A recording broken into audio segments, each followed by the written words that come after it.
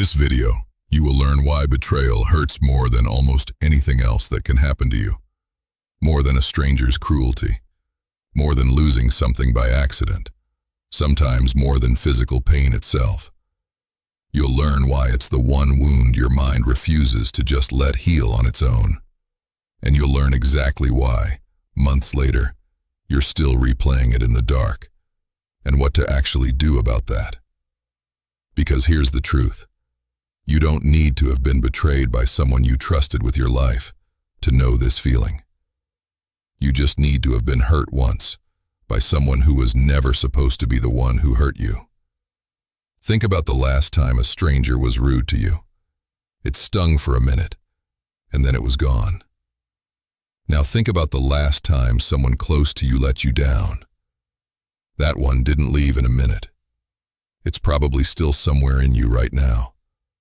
That's not a coincidence, and it's not you being overly sensitive. It's the actual difference between two completely different kinds of pain. A stranger's cruelty can only ever reach the surface.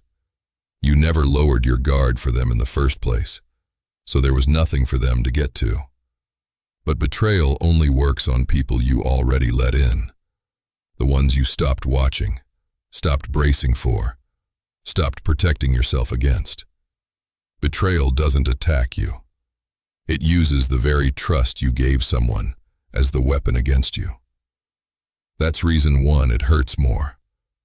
It can only happen after you've already made yourself less defended. Here's reason two, and it's the crueler one. Betrayal doesn't just hurt in the moment. It reaches backward. The second someone betrays you, your mind is forced to replay every good memory you had with them and ask, was any of that real? A stranger's cruelty stays contained to one bad moment. Betrayal corrupts an entire history, retroactively, all at once.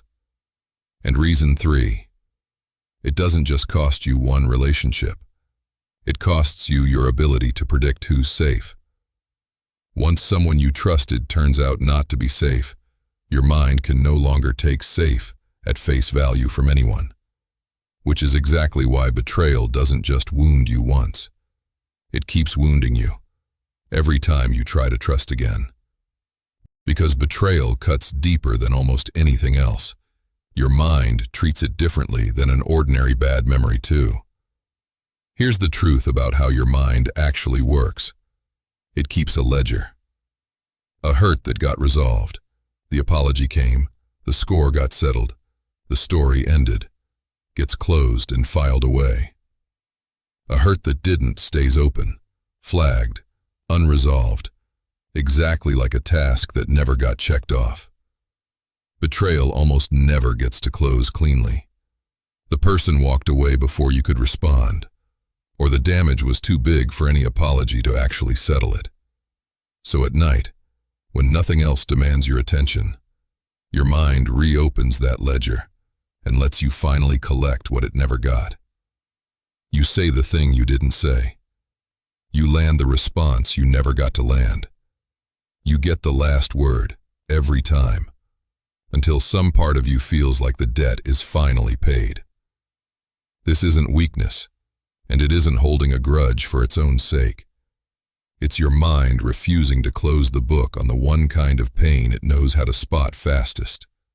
The kind that came from someone who is supposed to be safe. Now picture a different scene. You walk into the room, and it goes quiet. You say the one thing that ends the argument. The person who betrayed you has to admit, in front of everyone, that they were wrong. Why does that specific fantasy feel so satisfying to replay? Because betrayal doesn't just hurt you. It takes something from you. It takes the sense that you understood your own situation, that you saw people clearly. Your mind rewards you just for picturing that control coming back, even though nothing outside your head has changed at all. And in that imagined version, you control everything, every word, every reaction, every outcome. If the scene doesn't go your way, you rewrite it and run it again until you're the one holding the power this time. There's no risk in it. No chance they turn it back on you. No chance you look weak twice.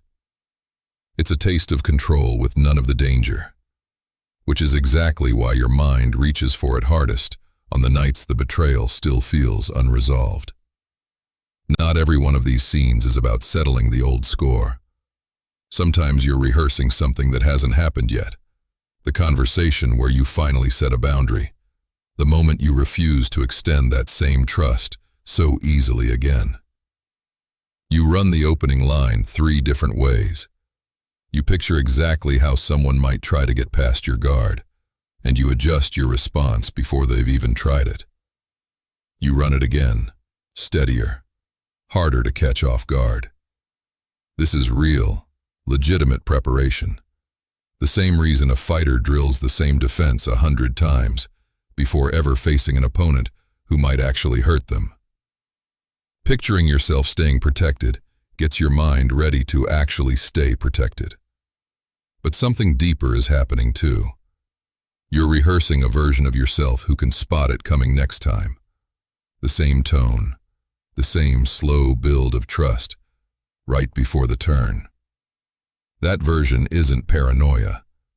It's the version of you your mind is quietly building, so the same wound can't land twice. Not all of these scenes feel like winning. Some nights, it isn't a comeback, it's a warning.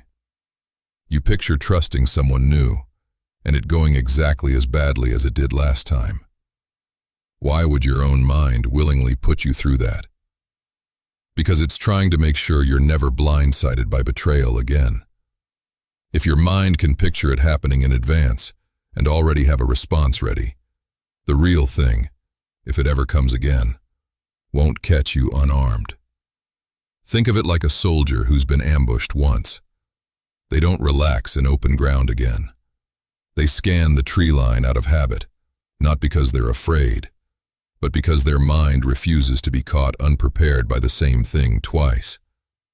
The problem is, your mind doesn't always know when to stand down. A little of this vigilance is genuinely protective. Run the same worst case 20 times in a row, though, and it stops sharpening you. It just keeps the original wound open indefinitely. So if this vigilance is useful, why does it feel like your mind has taken it too far? Like you can't put the weapon down, even when nothing's actually attacking you right now? Because somewhere along the way, this stopped being a response to the actual betrayal and became a standing habit. And habits like this run on 3 rules. Rule 1. Being alone becomes the trigger.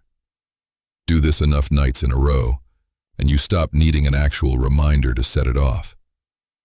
The second you're finally alone with your thoughts, the scene switches on by itself. Rule 2. It pays off immediately. Lying there with nothing to occupy you, feeling exposed creeps in fast. The moment you slip into the scene, your mind has something to hold on to. A sense of control, a sense of readiness. That relief feels real right now, so your mind learns. The instant you're vulnerable, replay it again. Rule 3. It keeps itself fed. Running these scenes still stirs up a real response in your body. Heart rate up, muscles tight, nowhere near relaxed. And a body braced for another betrayal can't fall asleep. So you lie there longer, wide awake, which only hands your mind more time to keep running the same scene on a loop. After enough nights of this, being alone stops meaning safety. It starts meaning, now the mind stands guard against a betrayal that already happened. Here's the good news. Because this is a trained response, not something broken in you, it can be retrained. Step 1. Name it. Quietly say to yourself, I'm still guarding against a betrayal that already ended. Just naming it takes the edge off, like recognizing a shadow for what it actually is before you swing at it. Step 2. Give it a hard stop. Send yourself one clear, firm command. Stand down. Picture something to go with it. A blade lowering. A scene fading to black. Step 3. Fill the space right away. The second you shut the scene off, your mind has empty space again. And if you leave it empty, the old scene walks straight back in and reclaims the ground. Count your breaths from 1 to 10. Picture something plain and still. Step 4. Expect to repeat it, and don't punish yourself for that. The old scene will try to retake control the first few nights. That's not failure. That's a wound that's been open a long time and doesn't close instantly. Repeat the process. Name it. Stand it down. Fill the space. Give it 2 to 3 weeks before you decide it isn't working. None of this means something is wrong with you. Betrayal hurts more than almost anything else for a real reason. It only reaches you through the trust you gave. It rewrites your past, and it costs you your read on who's safe. Of course, your mind won't just let that go quietly.